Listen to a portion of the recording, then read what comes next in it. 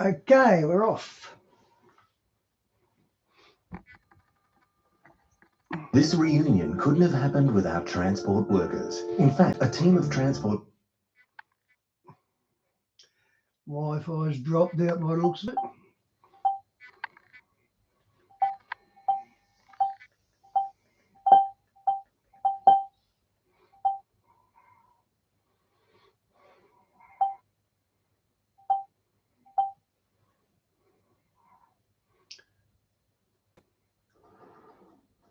Okay, all rebooted. Let's see if this works. Let's hope so. Abductions, alien abductions, if you want to call it that. My next guest has a stunning story to tell about our government's involvement with UFOs, extraterrestrials, secret moon bases, and yes, human trafficking, one of the most lucrative businesses. Is the sound back, guys?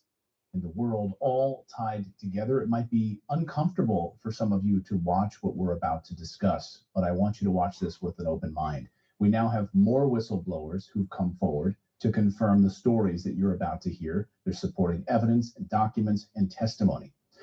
Niara Isley served in the United States Air Force and was stationed at Nellis Air Force Base. Her specialty at the time was auto-track radar, which was designed to lock onto and track surface-to-air missiles and anti-aircraft artillery using precision laser technology.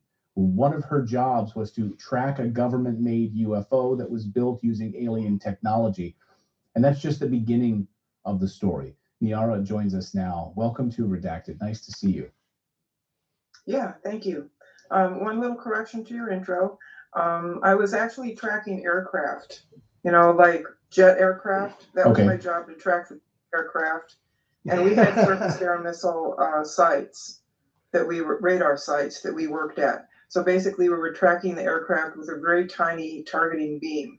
And then what we did was we trained pilots to fly against radar and use countermeasures to break radar locks on them so they would have a greater survivability and not get shot out of the sky. So that's basically my job. I was training pilots to fly and cope with targeting radar and break their radar lock so that they could escape. And then there was that time I was multiple times, I think, taken out in the middle of the night to track, to see if we could target track these special aircraft that turned out to be either alien spacecraft or back engineered or a combination of both. Which is unbelievable. So that's a major piece of this. And I guess we'll start at the beginning. So you were working in the United States Air Force, and did you have some experience before this, or was that the beginning of this, where you worked at the United States Air Force, you were involved in this radar tracking technology, you were training pilots how to break this so they could survive and not be shot down? And then what was the moment that changed your life forever? Did it happen there at the Air Force, or did it happen before that?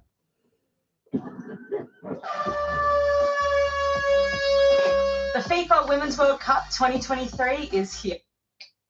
It really happened there. I mean, I did have childhood ET abductions, alien abductions, if you want to call it that.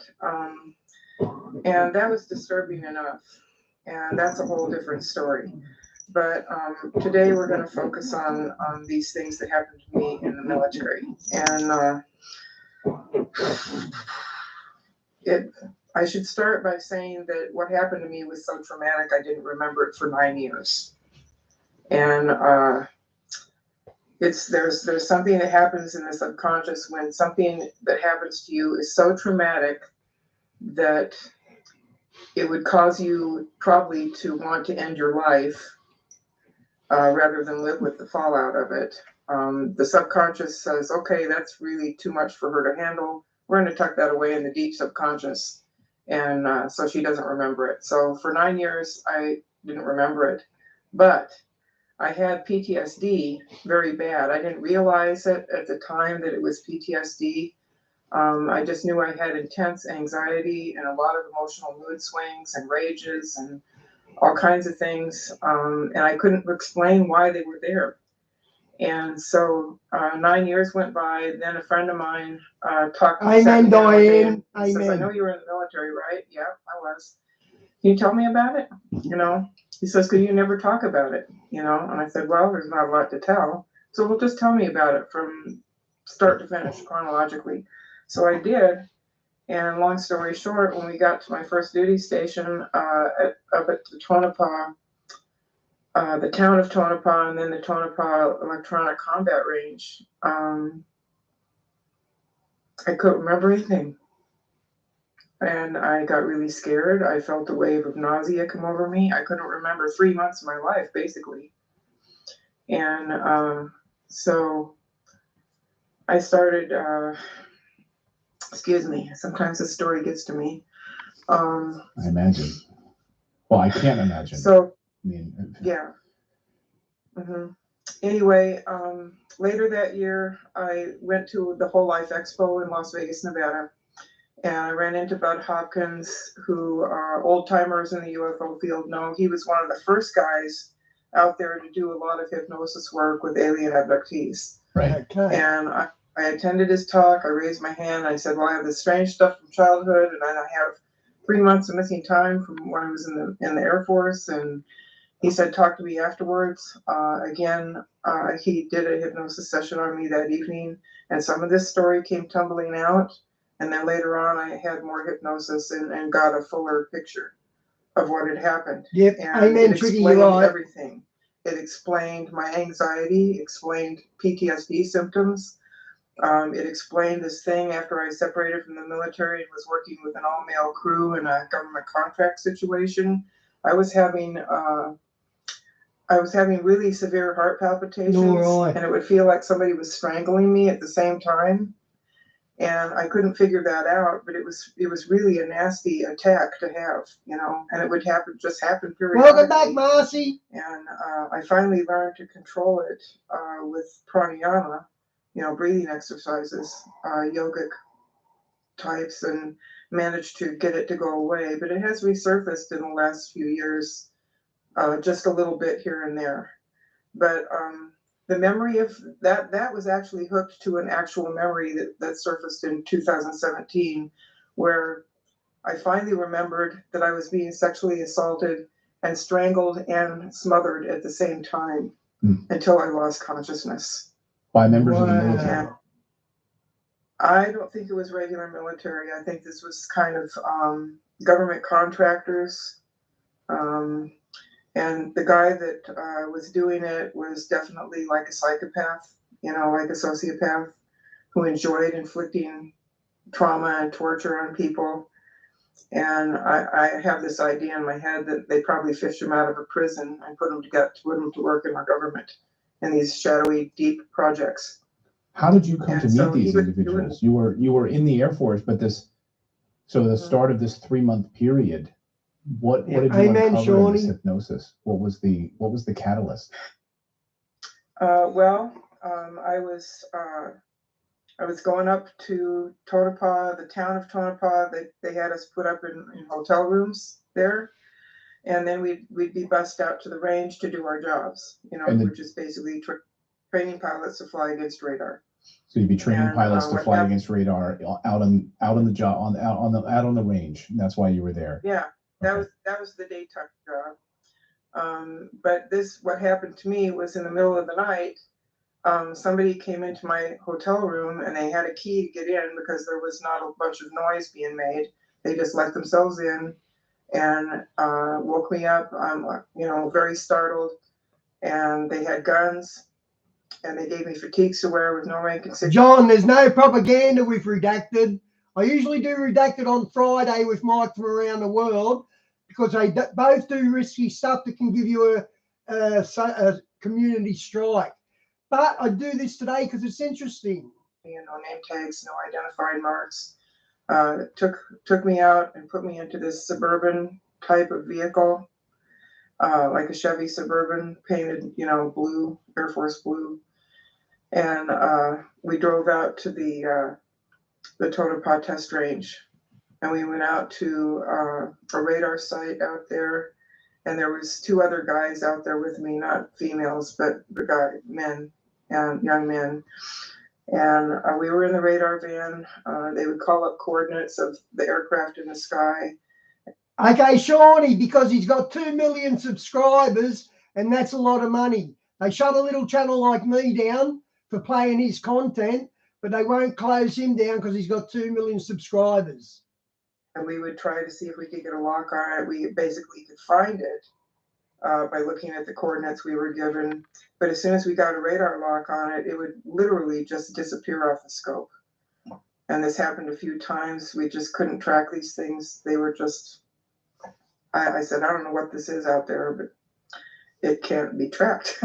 And did they know what they were? Did they want to see if you were able to track it? Exactly. That's exactly right. They wanted to see if these things could be tracked. And they could be. By the best of the best, right? So presumably they're testing, I mean, this is conjecture, right? But it seemed like they're testing these craft and they're bringing out the best of the best, to track it and see if they could find. Well, think about it if they can't be tracked and they're armed with various types. Shawnee, I've only been following them about 6 months, so I don't know the history, but I like what they show so far. Weapons, directed energy weapons or lasers or anything else like that, and they can't be tracked, then they can do a lot of damage because no tracking radar can keep a lock on them. Right. So, I mean, United States of America and the people of Earth, they're poster childs for why aliens should not ever give advanced technology to humans, because we're not spiritually evolved enough. All we can think of is to take the technology and weaponize it and use it for power and control. And that's exactly the kinds of stuff that our government has been doing with the alien technology they've captured or been given. And what were you told when you said, I can't track these, I don't know what this is? What did you, and what, by the way, what year was this when you were witnessing 1980. 1980. January of 1980. Wow. And we didn't do much talking. Again, at gunpoint, we were threatened not to talk to each other, me and the other 2 guys on the crew. We were threatened not to talk to each other beyond what was necessary to run the radar test. And we weren't to talk, we weren't to compare notes, we weren't to discuss what we were seeing or what was going on. We were to stay absolutely quiet. And so when the test was over, some, I guess, higher ranking people or some people stayed in the radar van to discuss the results that we had of the test. Excuse me. And me and the 2 guys were standing out on the deck of the radar van looking up in the night sky, not talking to each other. We were too scared to do that. Looking up there, and there was craft in the sky. There was a certain number of craft. I would say anywhere from 10 to 15, maybe not quite as many as 15. But the reason I'm doubtful is because I was riveted. My attention was riveted on the one that was closest. And it was a big saucer-shaped craft. It was floating out just beyond the radar antenna. Oh, yeah. That sat a ways away from the. Shawnee, I just want my Wizard of Oz to go viral. I just want my decode to go viral. I don't care about anything else. I just want that to go viral. The radar van. And it was. Like, I don't care how big my channel is, so long as I've got the family here, which are all you guys. It doesn't matter if I've got 3,000 subs. I've got the main 10 here, and that's all that counts. Glowing orange on the bottom, and the sound coming from it was like speakers, the sound you get from speakers at a rock concert when the speakers are on, but no music is playing through. Like a hum. It was kind of this deep hum that vibrated through your body and made the hair stand up on the back of your neck. And I saw this, and I thought, shit, I don't have high enough security clearance to be seeing this, and it scares the shit out of me that I'm seeing this. It scares the crap out of me. And I was right to be scared because when those guys were done talking in the radar van, they came out, they put us on a bus with painted over windows and took us to what I think was Area 51 and to some kind of medical facility. And they put us in a waiting room with several other people. I guess they'd had some other radar crews out that night to try and do this. And we were all sitting there, nobody talking to anybody, too scared to talk to anybody. And one by one, they called us off into this little side room. It was my turn. I went in the little side room. There was an armed security guard there in like desert camo fatigues. I don't think he was military. I think he was government contractor. Why do you say that? And because regular military shouldn't be acting this way. Regular military have a code of conduct that they're supposed to abide by. Diane, I've left my link in all the channels that count, all of them. And if I write a spoiler alert, like the red slippers means salvation, Christ, if I do a spoiler alert, YouTube will completely take it down and just leave the link there. They've done that a lot of times. And some of the channels that bag me the most are the Christian channels. I get really surprised at that. They don't even look at it, and they're writing me off. And you know, if somebody is following orders, okay, Tricky, good night, mate. This, God bless. That's in the military. If those orders violate their conscience, they're not supposed to follow them. I just don't think that they could tell regular military to do the things that were being done out there and have them get done. I think they had to have special government contract people that were getting really well paid to do what they were doing. That's what I struck that. Off the books. And this comports with other testimony, eyewitness testimony that we've heard from others. This is very, very similar, that they felt like these individuals were government contractors off the books, not members of the military. What? Yeah. I mean, if somebody told me to go out there and stand guard and threaten somebody with guns about this, I would have said, what the hell? What are you asking me to do? Right. You know? Diane, can you post a link to Mr. Beast, please? Amazon Prime Day is here with 2 days of epic deals exclusive. I don't think that they would even expose regular military to doing any kind of scenario like that, because they would ask too many questions and they'd become a liability. Government contractors, they can brief them ahead of time. They know exactly what they're going to be doing and what they're doing and why, and they do it, and they're well paid to do it, I'm sure. Really Thanks, well paid. Di. So anyway, I laid on the stainless steel examining table as I was ordered to do. Oh, look, This I'm guy damn stood Molly. in I'm sick the of room picking with you up. me with the sidearm against the wall at the foot of the table I was laying on. And the equipment looked really old, looked like it was maybe from the 40s and 50s. Just old military types of stuff, like, you know, you wouldn't expect it, not new stuff. And then some guy in a white lab coat came in the same door I had come through, walked past the security guard at the foot of the table, walked up beside the right side of my head, saying, "Stay calm," in a dead monotone voice, and said, and when he got up beside the right side of my neck, he came up with one smooth move, and he had a hypodermic needle hidden in the sleeve of his lab coat, and he injected me in the side of the neck, and whatever the chemical was went straight to the brain. And wow. And I went immediately into shock, and suddenly there's 2 security guards on either side of me, pulling me up by my arms and taking me out this other door. And outside the other door was a very long staircase down. And they dragged me down the stairs. I'm like half walking, half being dragged. At the bottom of the stairs, there was like this little room or booth, and they shoved me in there, shut the door, locked it, and I had just enough cognitive ability to notice that there was like a big window looking thing, but on my side it was a mirror, and I thought, man, they're looking at me go through this in a one-way glass. So I went through the effects of that injection, pretty much curled up on the floor screaming, because I didn't know what was happening to me. Felt like my body might be coming apart at the molecular level. It was just terrifying. And the feeling was like when you get Novocaine at a dentist times 1,000 in my whole body. When it starts to wear off and it gets all tingly, I was all over my body. Wow. And extremely, far more powerful than Novocaine. So, and I don't think what I was given was Novocaine at all. So then when I finally was exhausted, I wasn't screaming anymore. I was laying on the floor. The security guards came in and I think he's talking about dragged me Trump. out of there. And then I was sexually assaulted by the 2 security guards while 8 people watched. And I think the people watching were, one of them actually was a gray ET. I don't know why he was there, but he was there. And then other people, they obviously didn't really want to look at what they were looking at.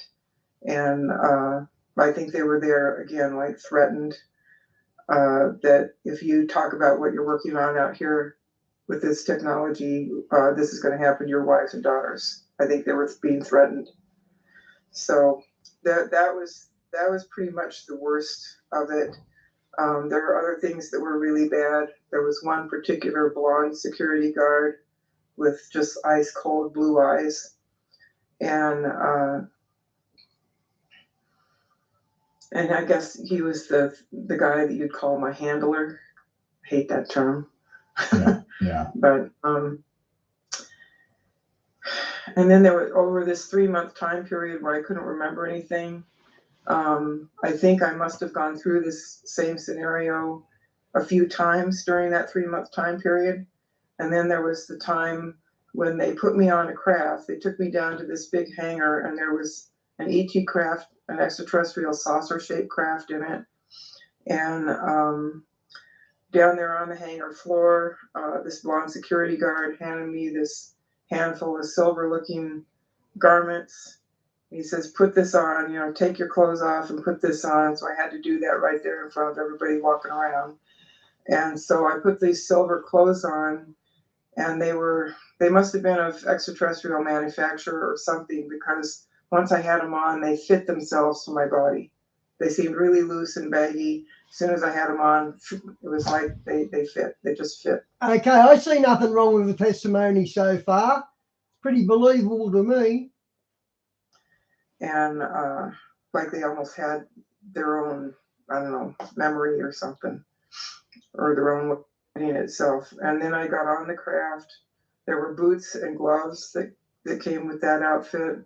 I had the gloves in my hand, I had the boots on. I got on the craft, and I was instructed to lay down on the floor for the trip that we were going on. And there were 2 other guys in there laying on the floor too. So basically, wherever we were going, we were being taken like cargo. We didn't get to sit in a chair. We had to lay down on the floor like a piece of cargo. And we were taken to the moon.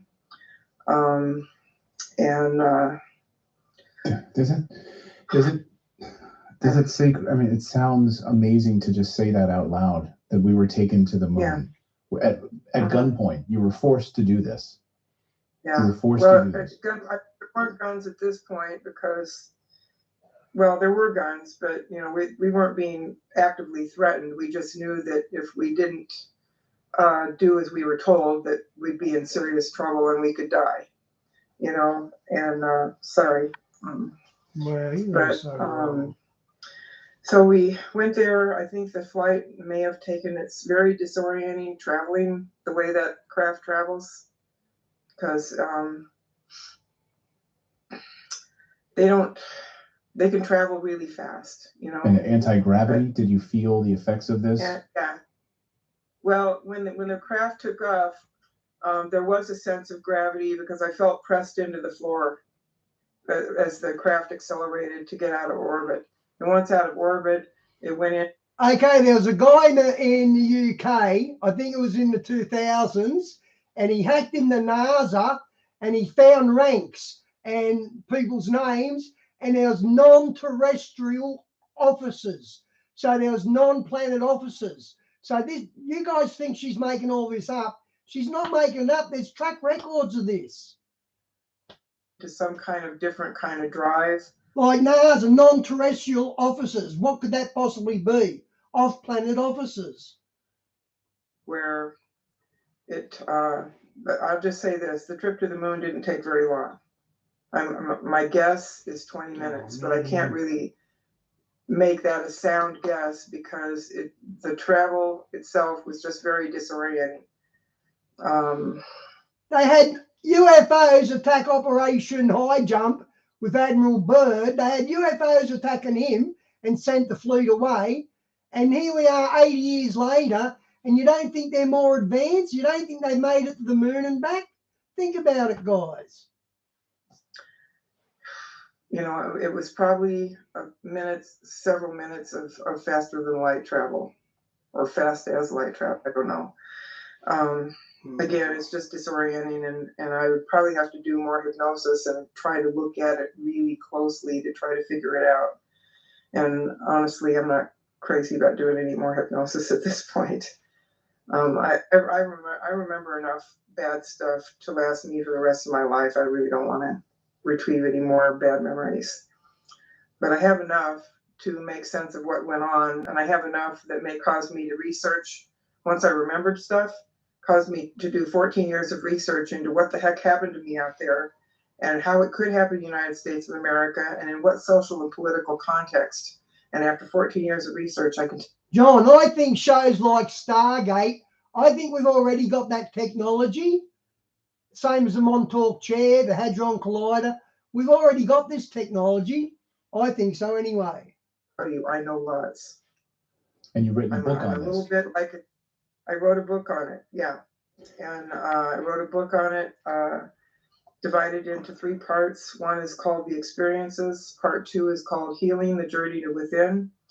And part 3 is called Awakening. And because for me, this was kind of like a shamanic awakening. Just to go through this trauma and start processing through it. And then to kind of come out on the other side and think, wow, you know, the implications for higher consciousness and all of this are just amazing.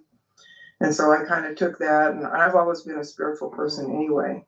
So this, you know, it kind of gave me a springboard into a whole new level of consciousness and looking at consciousness and looking at the very fabric of what's been going on this planet for hundreds and thousands of years, when the people in control indoctrinate everybody else to behave, to believe a certain way. Okay, we know she's wrong there because the Earth isn't hundreds of thousands of years old. So we know she's wrong there. To act a certain way and everything else like that. And when people are indoctrinated, it's like a fish swimming in water. Trying to get them to question their indoctrination is like trying to get fish to question the water they're swimming in. But because of all the things I learned and my spiritual nature to begin with, it's like I just saw through it all. And I've tried to educate people that we're the ones that have the power. We just have to drop the indoctrination and the propaganda and we have to question the very nature of reality. And we have to make the reality around us as we see it. And quantum science bears this out. The study of quantum bears out what I'm talking about. And I did a lot of research into that as well. Now, so anyway, that's it. Yeah, no, there's a couple of pieces of this I want to just kind of unpack before we have to let you go. And I want to be respectful of your time, which is the human trafficking element of all of this. As I talked about at the beginning, we had some testimony that came forward. Michael Herrera, former U.S. Marine, came forward and admitted to these off-the-books paramilitary, who knows who they were, as his group, his U.S. Marine, 6 of them stumbled across these guys who were using some sort of advanced aerial craft, an alien reverse engineered craft, and it looked like that they were human trafficking, gathering humans together and placing them on board these craft, which was an absolute stunning revelation. But of course, we've been following the human trafficking story here on our show, which again is a $154 billion a year industry, one of the biggest industries in the world. When you were taken to the moon base, what did you see there? And does this comport with some of this testimony on human trafficking using these advanced vehicles? Well, human trafficking is to be taken against your will and taken someplace and used in a way that you would not choose to be used. Most of the time used for sex. And slavery. That's what happened on, it's slavery. And so during the day,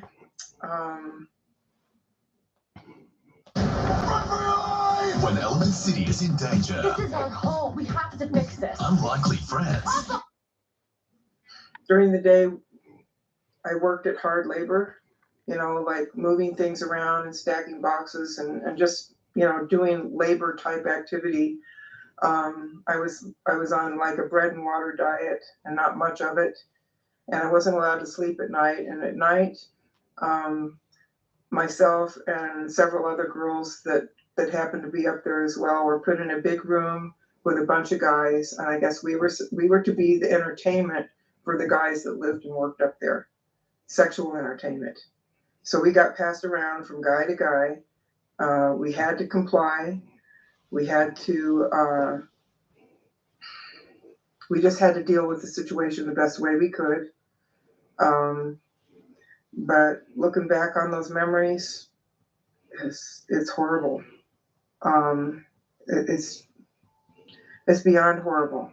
Were you able to tell any of your military superiors about this, or you were so traumatized that you didn't know it until years later, until 2017?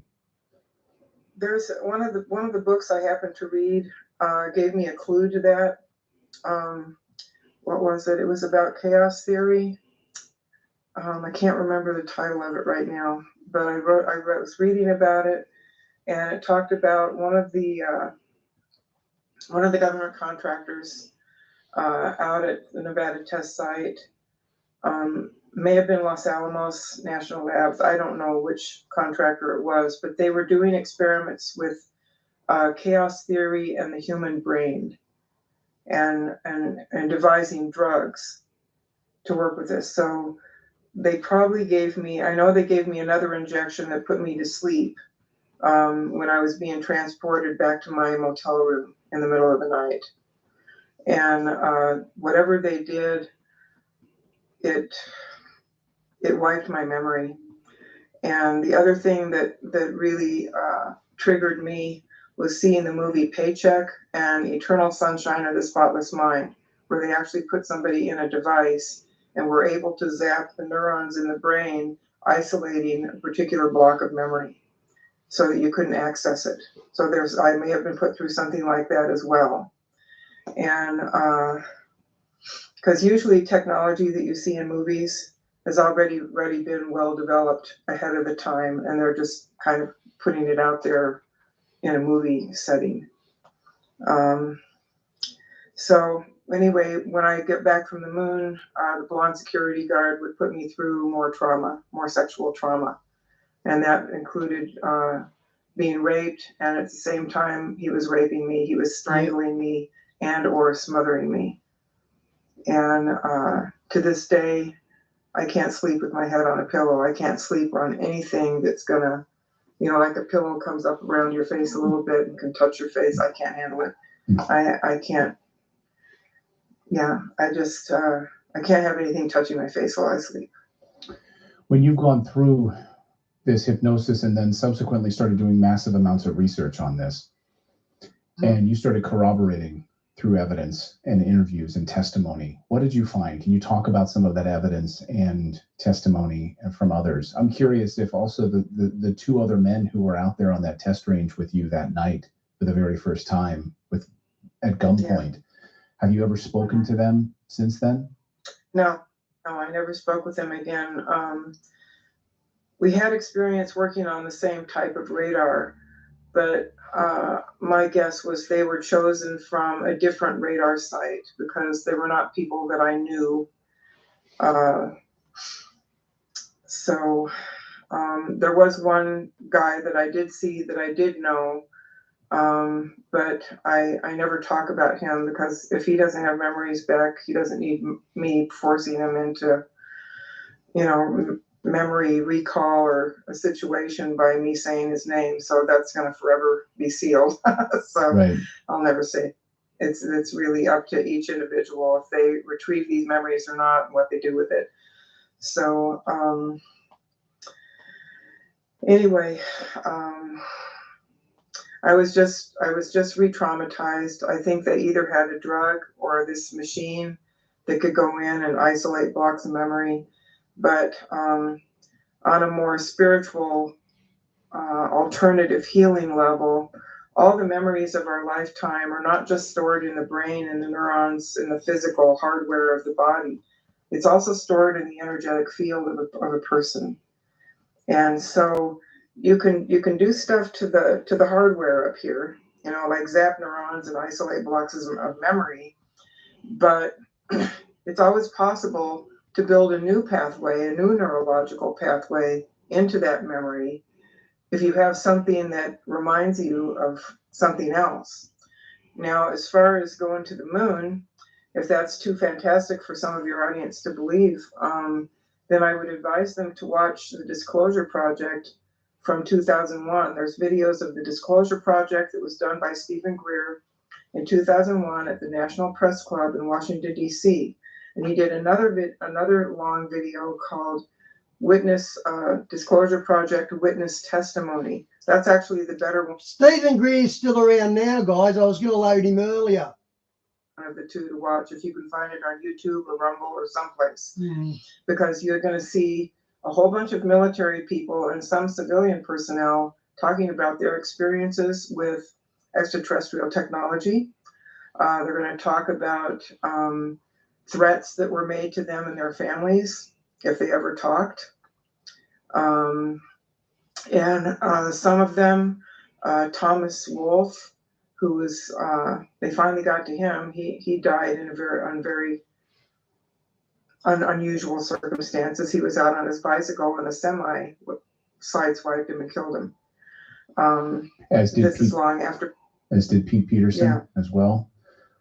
Yeah, Pete Peterson and other people. Anyway, there were people, Thomas Wolfe was one, and there were some other ones talked about bases on the dark side of the moon or bases on the moon. And in Thomas Wolfe's case, he talked about, he worked in photographic equipment, and he was going to go supposedly fix some darkroom equipment. And one of the airmen there showed him pictures of the moon and structures on the moon. And he said at the time he saw that, he was afraid of what he was seeing. He didn't want to look at it anymore because he felt like his life was in danger. Because they really want to keep this stuff secret. And I heard in my research, I found that it's possible about 600 people were done away with to keep the Roswell crash a secret. And it raised a lot of eyebrows and questions. And I mean, 600 people going away, that's a lot. And that's a lot to try to cover up. And I think later on they learned that they can't just make people go away. And one of the people that died was a real high profile guy. God, his name was right in my head. Forrestal. Yeah, Secretary Forrestal. He saw the extraterrestrial. He wanted to go public with it. And he felt really powerfully, strongly that we should go public with it, that people deserved the right to know. And he was, they ruled his death a suicide, but he was thrown out second or third floor window of the.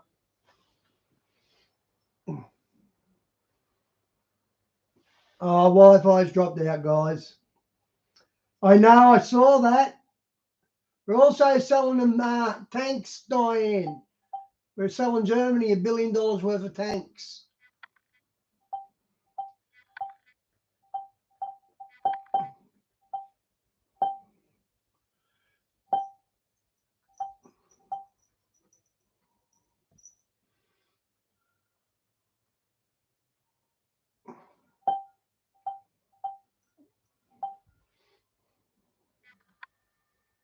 Hospital.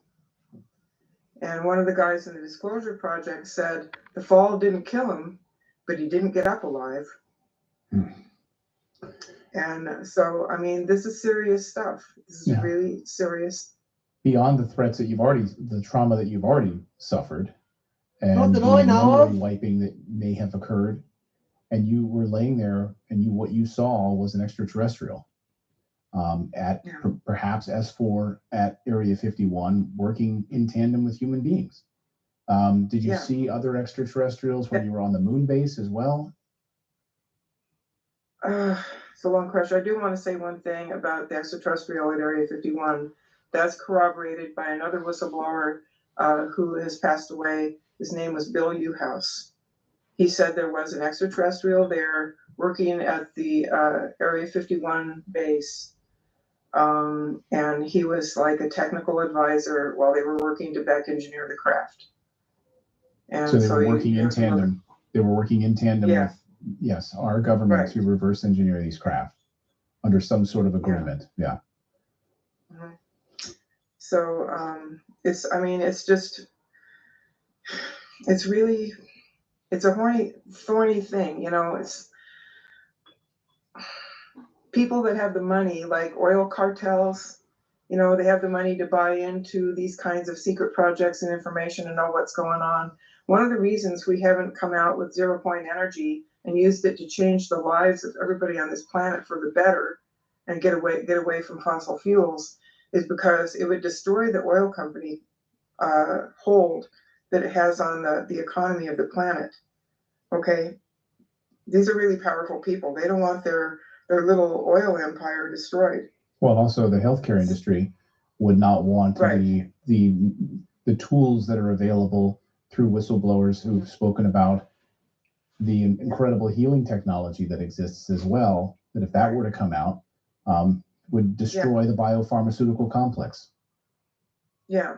Well, here's an interesting question. Okay, why would a bunch of a small group, comparatively speaking, a small group of really powerful globalists be surveilling us so closely and watching every move we make and indoctrinating us and propagandizing us and everything else like that?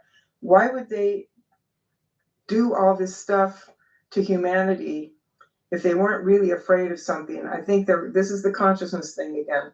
If we ever come together in a unified consciousness and we throw off the indoctrination and we throw off the propaganda and all the mind trips that have been played on us all these years, we could change the face of this planet, and there's not a thing they could do about it. And we could do it unified through the quantum field. Because when more people when a group of people meditate to bring down the crime level in a particular city, the crime level does drop. Yeah. It's been proven. It's scientifically quantified. So if we had just masses and masses of humanity wake up and start dropping their indoctrination and start envisioning the kind of reality that we want It's called Christianity, sweetheart. to live in, then the whole human experiment has left the globalists' hands. It's out of their hands at that, you know. So it's we that have the keys to the castle. We just have to wake up and realize it. And sadly, it seems like we've been going in the opposite direction in the past few years with the violence and the crime, and a moving away from a higher level of consciousness, which is really, really, really sad. And at the same time, well, masses and masses of people are waking up. So it's kind of, you know, there's the side that you're just talking about, but there's also a side where I'm just seeing people waking up in droves, realizing just how much they've been watching their whole lives. Well, we have so many people. I mean, we just passed, you know, a couple million subscribers here on this channel who are seeking the truth. And to read the comments on a video like this, you know, you'll get the people who just can't believe it. You'll get the people who believe that it's blowing their worldview out of the water, and they just cannot wrap their heads around it. And so they'll say something, I don't know, they'll say something negative. But then there's going to be thousands of comments of people who are going to be touched by this interview, and this may have sparked something in them to go deeper, to start questioning things, to start doing the research, to start reading the literature, you're not alone. And there are thousands of individuals like you now, and there's more coming out about this. Whistleblowers. Yeah. Are you encouraged by, like we saw Dr. Greer's disclosure project, the most recent one 2 weeks ago, where you're hearing now more and more whistleblowers, people who worked at Raytheon are coming forward and telling what's going on. People who work in the government, members of the military, they're coming forward and they're telling the truth about what they experienced. I still have to find time to sit down and watch that. I haven't watched it yet. I mean, I have people offline that, you know, I can't be riveted on devices 24/7. But yeah, I'm looking forward to watching it. But I am very gratified by all the whistleblowers coming forward. I think it's really going to change how the game is played on this planet. And I look forward to seeing that. Mostly my hope today is in all the people waking up on this planet. That's where my hopes lie. Because if enough of us wake up and realize just the absolute depth of which we've been lied to for millennia, for all the decades that each individual watching this has been alive, they realize just how much they've been lied to. It's like we have this thing called the National Security Act of 1947, which was signed into law just a few short months after the Roswell crash. And it created all these alphabet agencies, the FBI, the CIA, and all those things, okay? But the National Security Act of 1947 ostensibly was to protect the security of the United States of America. What it actually did, this really irritates me, what it actually did was it created an impenetrable curtain of secrecy around all these projects, like mind control projects, human trafficking projects, extraterrestrial technology being developed behind closed doors where it can't ever benefit the people of the earth that it should benefit. It created this impenetrable wall of secrecy. And if somebody tried to bring a court case to court about how the secrecy had affected their lives and destroyed their lives, then they invoke the National Security Act of 1947, and the whole case gets thrown out of court for reasons of national security. So the National Security Act of 1947 was never about the security of the United States of America and its people. It was about creating the impenetrable shield of secrecy behind which criminals can continue to get away with criminal behavior, all the way up to murder and adrenochrome and human trafficking and every other kind of nasty freaking thing you can imagine. Okay, that's what the National Security Act is going to do. If I was ever president of the United States of America, I would abolish the National Security Act of 1947 and lay all that stuff out in the open. Hallelujah. So people could learn and make up their own mind. But Absolutely. anyway, I'm pretty passionate about this, you can tell.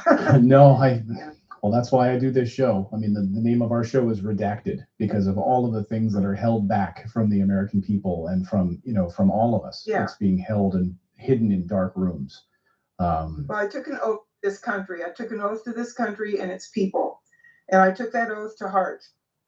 And my book is less about it's about UFOs and my own experiences and stuff around that subject. But it's also the book of a patriot who was raised by her father to be a patriot of this country. And that book is the best service I ever did to my country. Niara, can you tell us the name of the book so people can go read it? Okay, I got another whistleblower. This looks pretty interesting.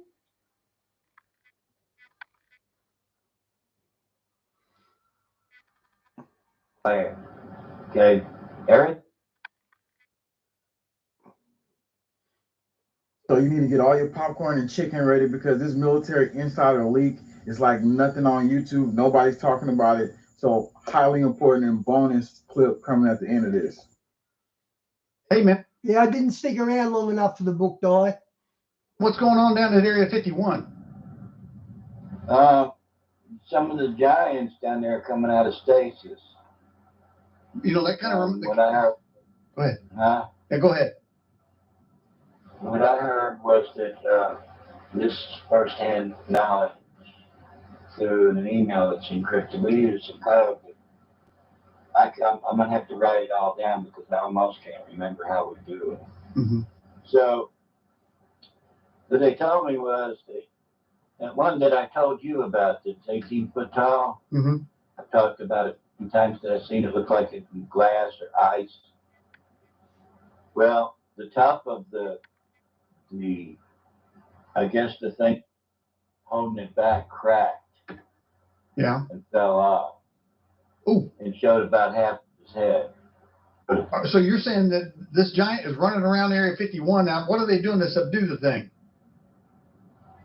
Well, they're shooting at it and stuff, but I told them, when I left, they knew about the copper bullets, and I'm sure they're not using them because if they were, they would have done handled this situation. Mm-hmm. It would have been over. See, if it would have been me when I was security control over there, I would have busted him in the head with a copper bullet when that first piece cracked off. Yeah, I would have too. You know what I mean? Yeah. Oh yeah. Because I mean that's what they are. And they're cannibals. They eat people, Some of them's feet are 36 inches long. And 18-foot tall giants he talking about, like, check this news article out from a long time ago. They'll eat all your biscuits and take every piece of your gravy. So again, what he's saying here lines up with a couple things that is actually in reality.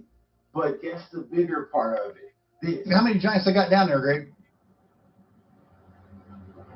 I would say at least 100.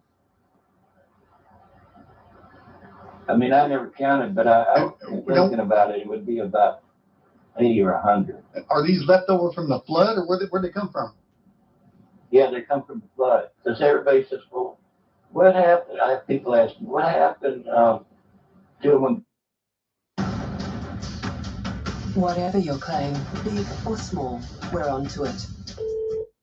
When God flooded the earth? Well, they, you know, they're spirits.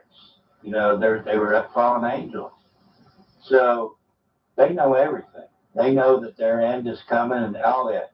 So when the flood was coming, they burrowed themselves deep into the ground. They don't like the water. But I guess in a certain way, I don't know this positive, but in my book, in a certain way that they're bound to the water. I don't think any of them have a land base except for like Dulce, Area 51, Area 52. Area 52 is just southwest of Salt Lake City. You can probably look it up and find it. But they have a lot of crashes there. They never tell you what it is, but we know what it is. How is Groom Lake and Area 51 connected?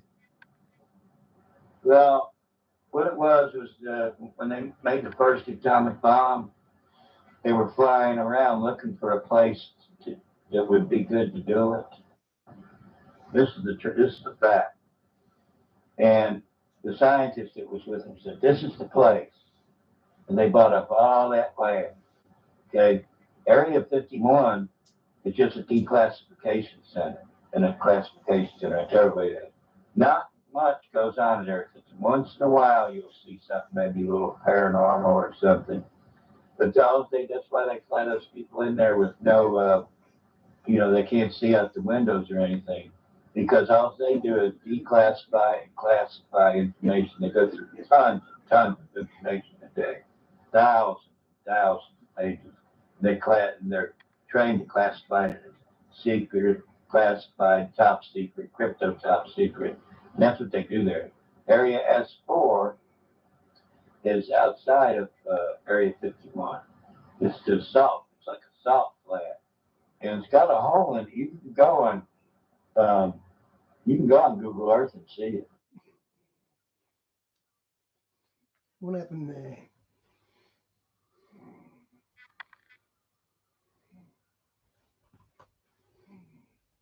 What happened to the sound?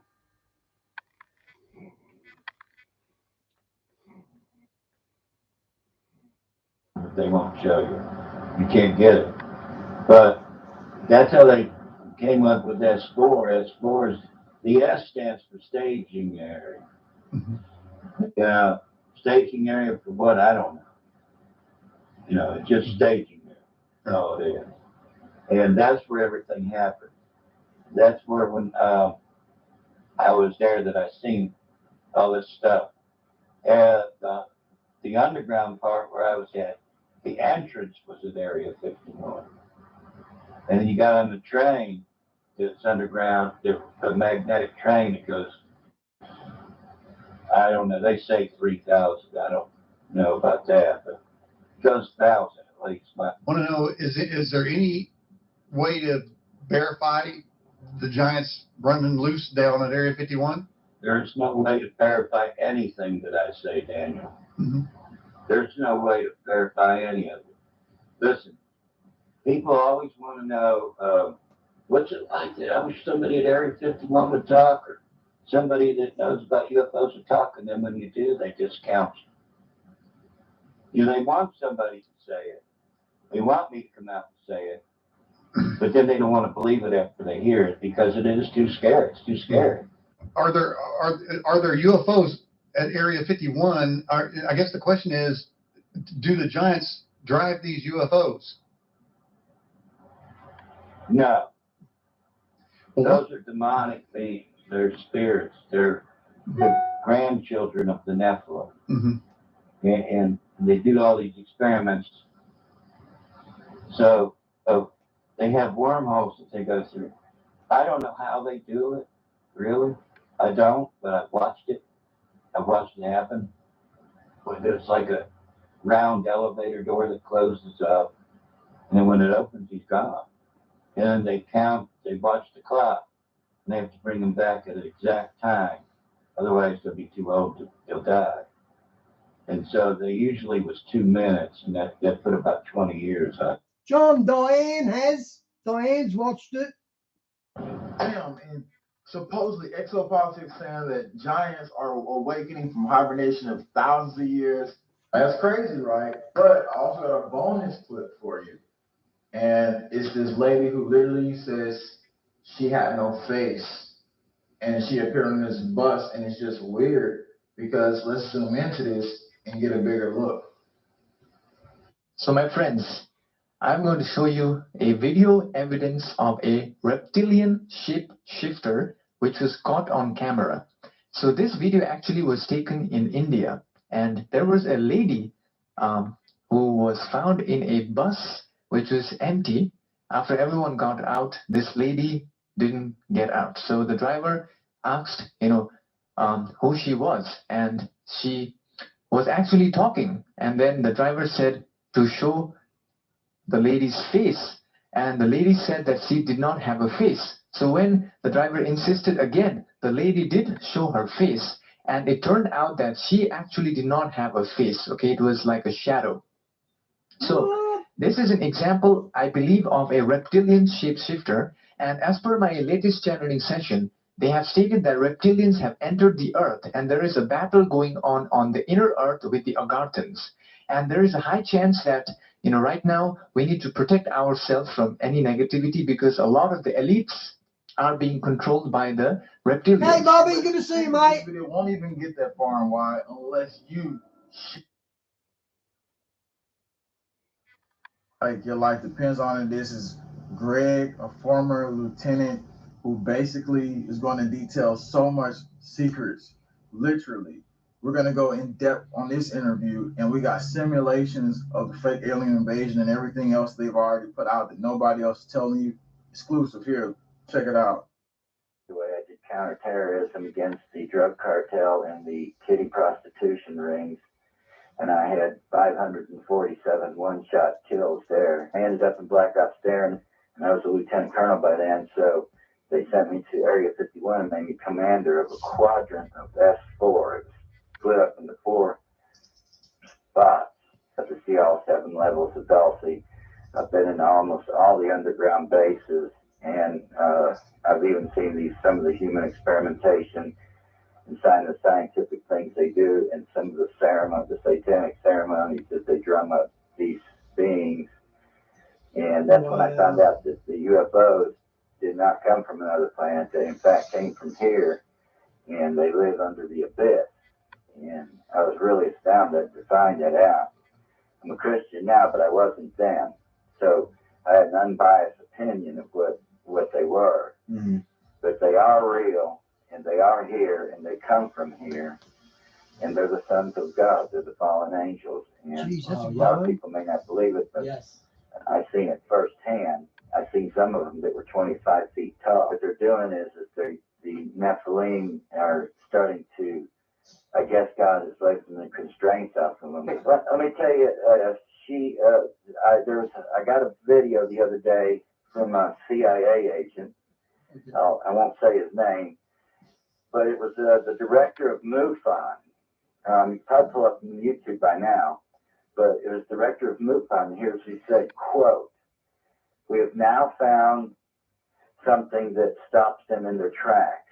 And this guy was non-biased, and he said, in all the cases that we've talked to, that people stopped it abruptly, they used the name of Jesus Christ, and that was all that worked. I love it. Yeah. Now I have a question for you. This is Dr. J. it's always been long suspected that if the United States was in possession of alien technology, that is where a lot of our technology, we say, you know, oh, hey, we come up with this really cool idea, but we really didn't, that we adopted some of these things from research on alien technology. That's the truth. And believe it or not, in 1979, I had a cell phone, flip phone, and they weren't introduced to the public then, but they hide it because that's where most of the technology came from.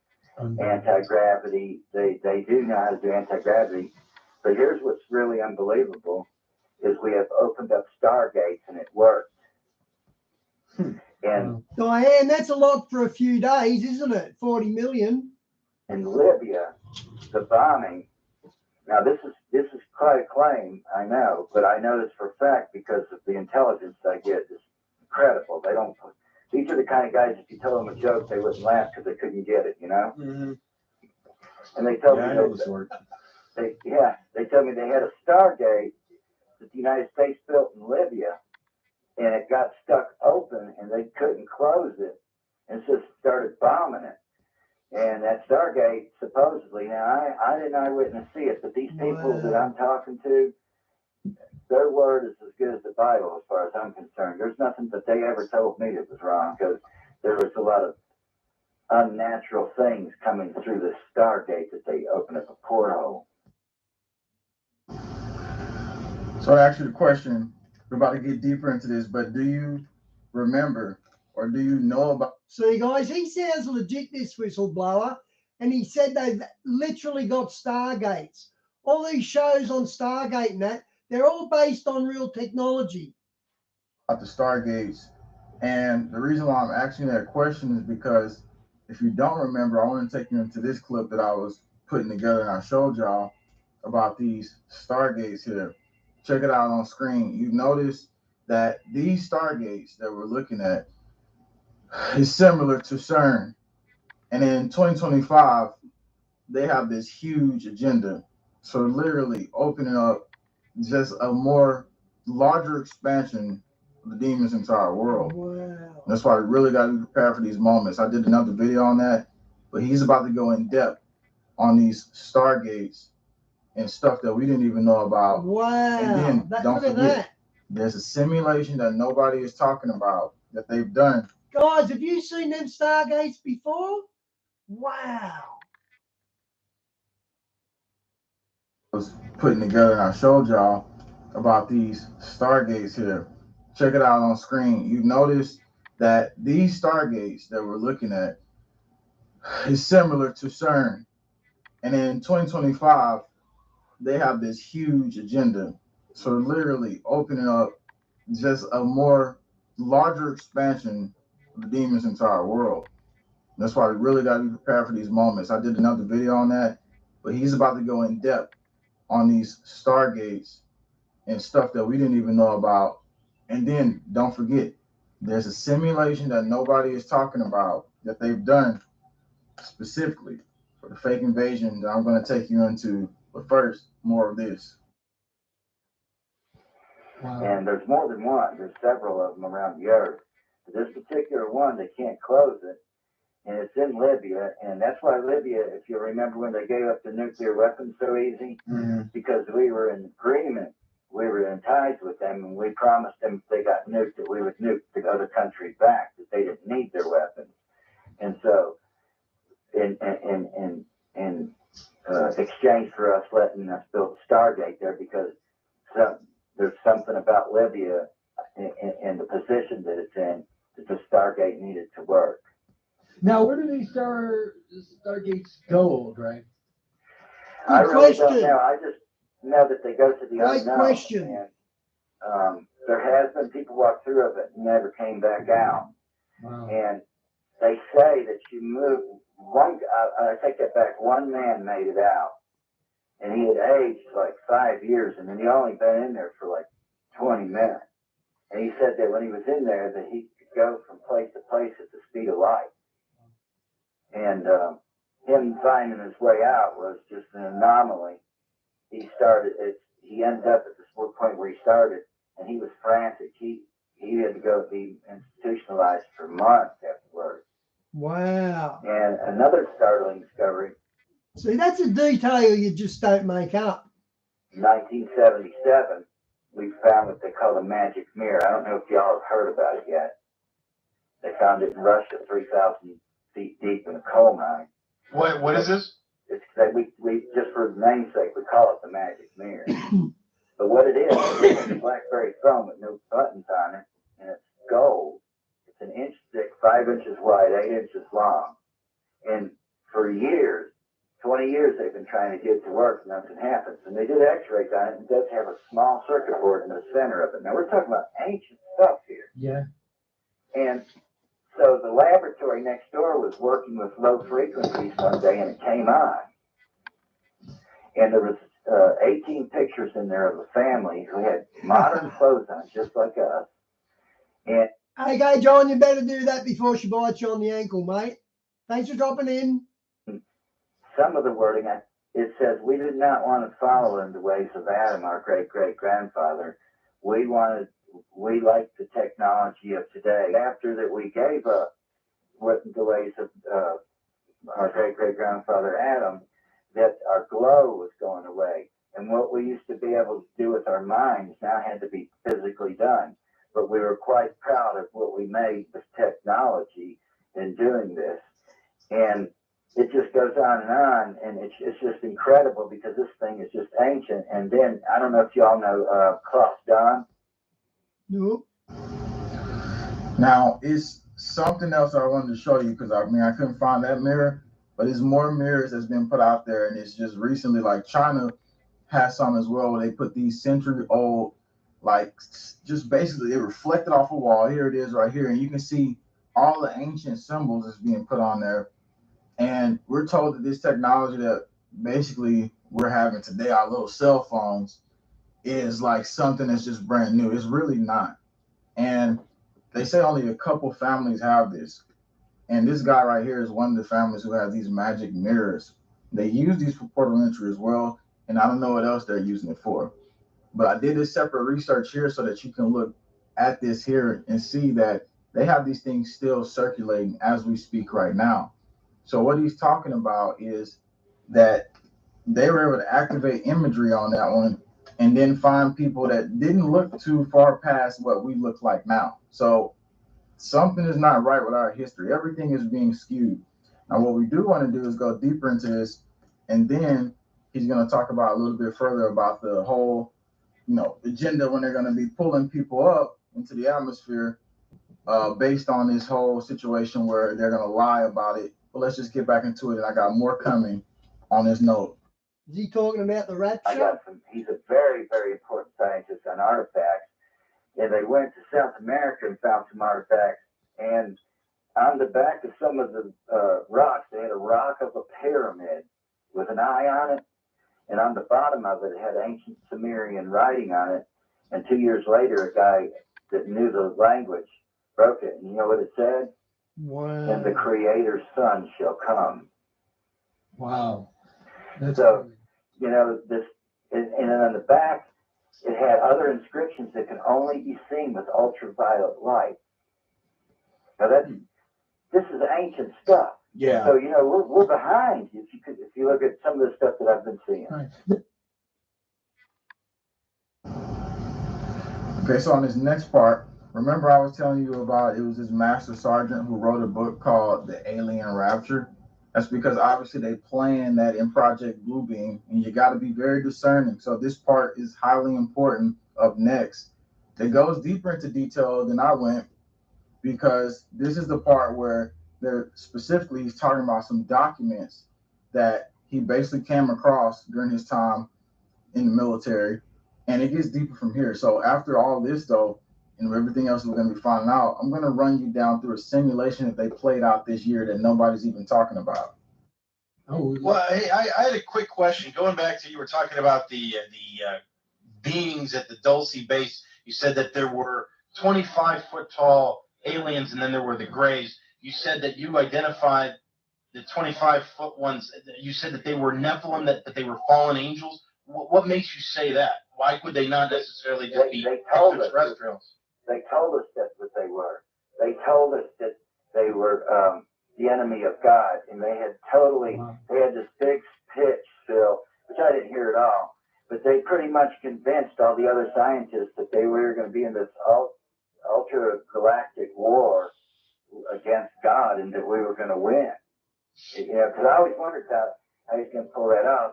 And I don't believe in the pre-trib rapture. I believe in post-trib. Otherwise, God wouldn't wrote Revelations for the simple reason.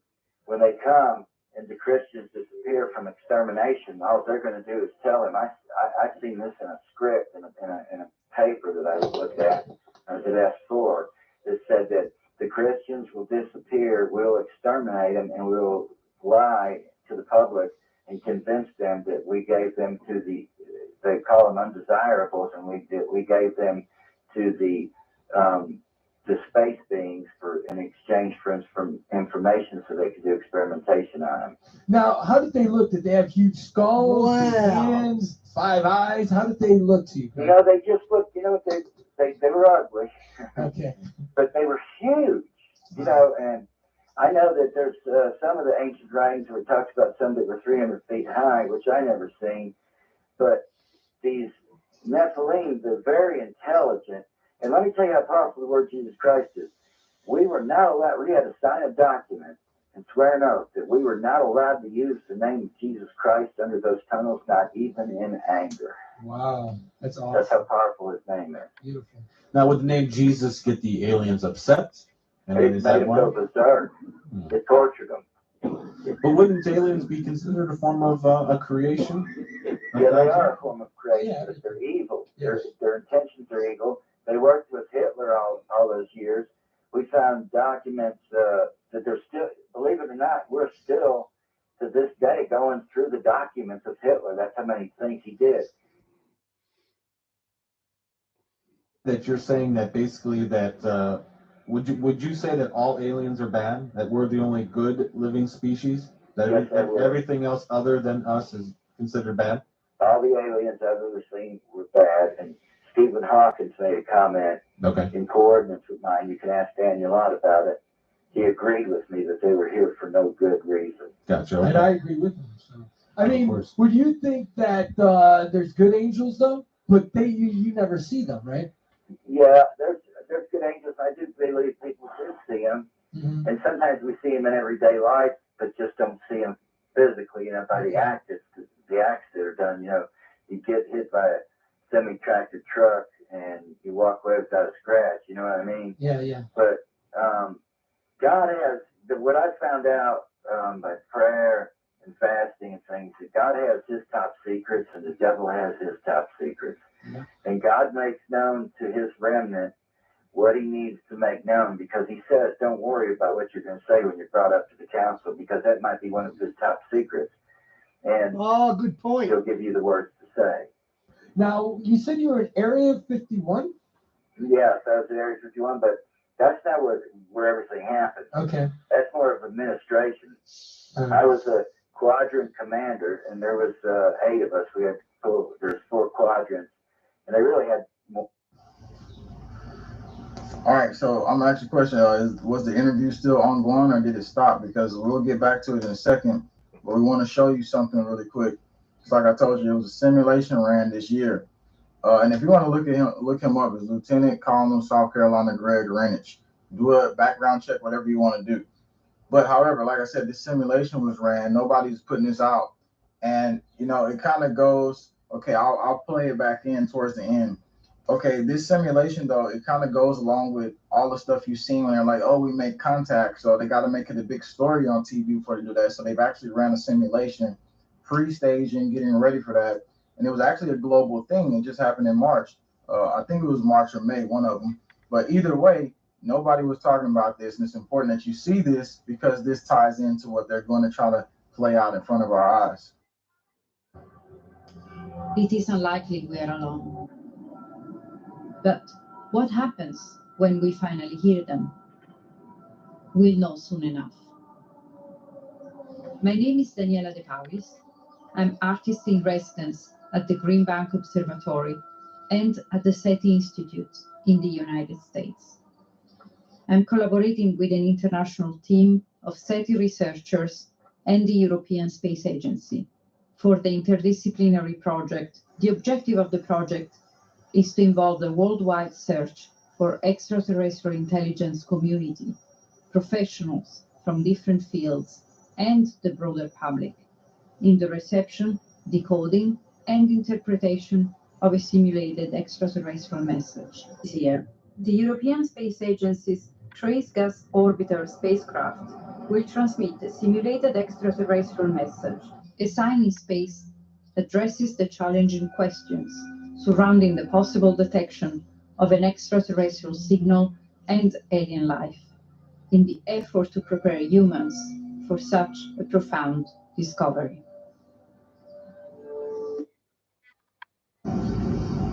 So what do you really imagine it will look like when they're doing that? And the other question is, why do you think they need so many satellite dishes on the ground? Because they're only receiving a message, or is because they've got to project something into our atmosphere? And to me, when I look at it, I'm like, okay, so you're telling us that you need to simulate this message because you have to actually go and then do this as a live thing. Because at first on the article it says, don't worry, it's just a simulation. So it's going to continue to be this story scenario where the simulation is no longer going to be a simulation. So they've already beta tested this. And then, yes, we're going to get back into the interview. I see a lot of people saying, can you get back to the interview? We're going to get back to that here. And then let's go ahead and play the rest of this. Night, but they used us 8 in case one was sick. And we just controlled the snipers in the region in S4.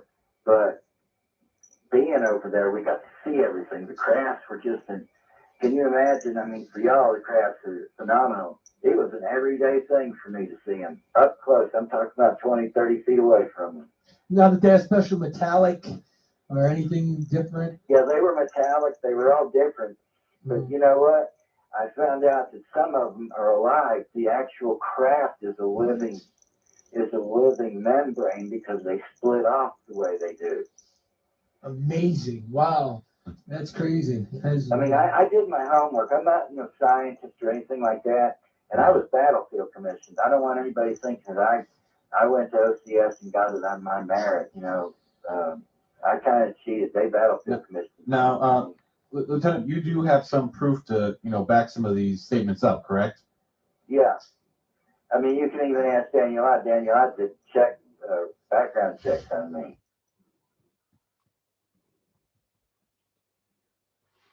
Oh, what's happened now? He's over anyway. Okay, guys, this is over. Been going 3 hours. I'm going to call it quits, guys. See you tomorrow. No, I won't see you tomorrow. Mum's coming home from Bali tomorrow, and we're going to pick her up at the airport. So I'll see you in 48 hours, guys. God bless.